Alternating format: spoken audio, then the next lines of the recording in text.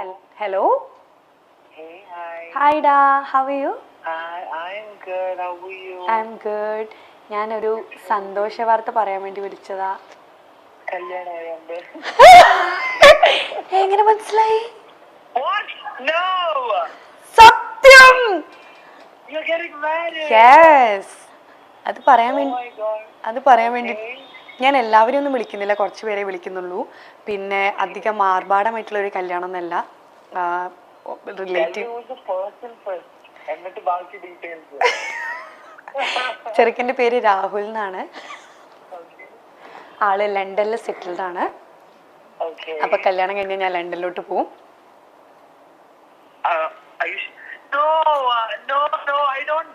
ഞാൻ ലണ്ടനിൽ പോണ്ടേ? അപ്പോ ഞാൻ ലണ്ടനിൽ പോകുന്നതാണോ പ്രശ്നം, കല്യാണം കഴിക്കുന്നതാണോ പ്രശ്നം? ഇതൊന്നും കളഞ്ഞിട്ടുണ്ടെങ്കിൽ ലണ്ടനിൽ പോകുന്നത് ഫസ്റ്റ് ഓഫ് ഓൾ എനിക്ക് തോന്നുന്നില്ല. രണ്ടാമത്തെ രാഹുൽ. രാഹുൽ ഞാൻ കെട്ടാമെന്ന് ചെറുക്കൻ.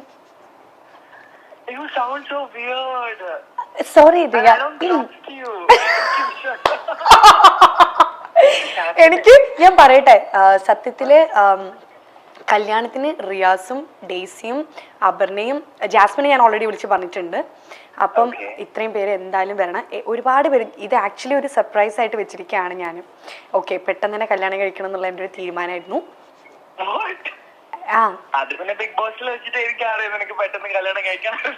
നമുക്ക് ഇവിടെ നിർത്തിയാലോ? ബിഗ് ബോസ് ഞാൻ എപ്പോഴാ പറഞ്ഞു എനിക്ക് പെട്ടെന്ന് കല്യാണം കഴിക്കണമെന്ന്?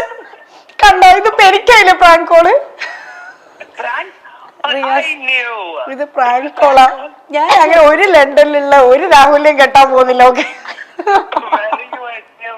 മൈൽ സ്റ്റോൺ മേക്കേഴ്സിന്റെ ഇന്റർവ്യൂല് അപ്പൊ എനിക്കൊരു പ്രാങ്ക് കോള് ചെയ്യാൻ വേണ്ടി പറഞ്ഞു. അപ്പം ഞാൻ താങ്ക് യു സോ മച്ച്. അല്ല, എനിക്കൊരു സംശയം ഇപ്പോഴും ബാക്കിയുണ്ട്. ഞാൻ എപ്പോഴും ബിഗ് ബോസിൽ കല്യാണം കഴിക്കാൻ മുട്ടിരിക്കാന്ന് പറഞ്ഞേ. അപ്പൊ തിരിച്ച് എന്നെയും പ്രാങ്ക് ചെയ്തതല്ലേ? താങ്ക് യുടാ, അറ്റ്ലീസ്റ്റ് നീ എന്റെ കോളെങ്കിലും എടുത്തല്ലോ.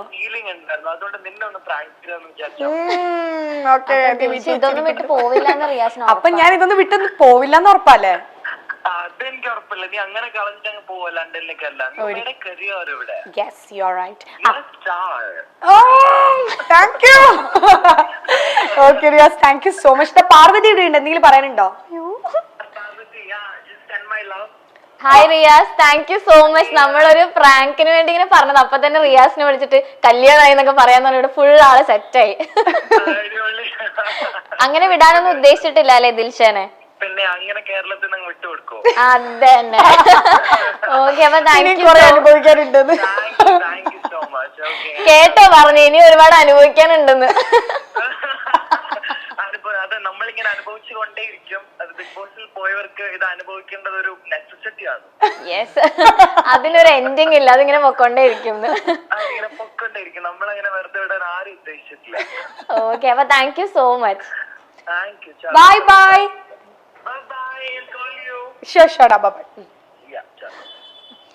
ഭാഗ്യം വേറൊന്നും പറഞ്ഞില്ലല്ലോ. ഓക്കെ, ഇനി ഒരു സർപ്രൈസ് ഉണ്ട്, കാണിക്കട്ടെ. ടെൻഷൻ ആവുന്നത്. ടെൻഷൻ ഒന്നും വേണ്ട. അയ്യോ, അത് എവിടെ പോയി? ഡിലീറ്റ് ആയി പോയോ? അയ്യോ, ഇല്ല ഇല്ല.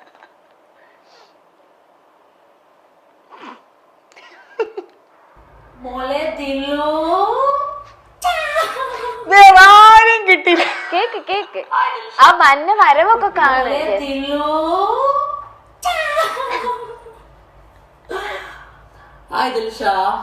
പിന്നെ ഞാൻ തന്നെയാണ്. എവിടെ പോയാലും ഇതുണ്ടാവും. ആക്ച്വലി ഇത് എവിടെ പോയാലും ഈ പണ്ടാറുണ്ടാവും നീ ഇപ്പൊ വിചാരിക്കുന്നുണ്ടായിരിക്കും. Yes, of course. സോ എനിക്ക് നിന്നോട് ചോദിക്കാനുള്ള ക്വസ്റ്റ്യൻ എന്താണെന്ന് വെച്ചാല്, എനിക്കൊരു ക്വസ്റ്റ്യൻ ഉള്ളു ചോദിച്ചിട്ട് മറുപടി വരെ ഇച്ചിരി ബുദ്ധിയെങ്കിലും ഉണ്ടെങ്കിൽ മണ്ണ ബുദ്ധി കളിക്കുന്ന കാട്ടുകാരാണല്ലോ.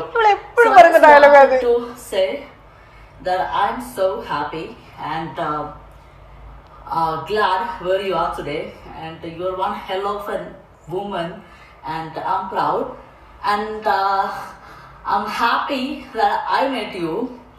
പിന്നെ അതുപോലെ തന്നെ കൂട്ടത്തില് ഏപ്രിൽ എൻ്റെ ബർത്ത്ഡേ വരുന്നുണ്ട്. സോ ഒരു 14 Pro Max 50 ലക്ഷം കിട്ടിയല്ലേ. 14 Pro Max 256GB മറക്കല്ലേ?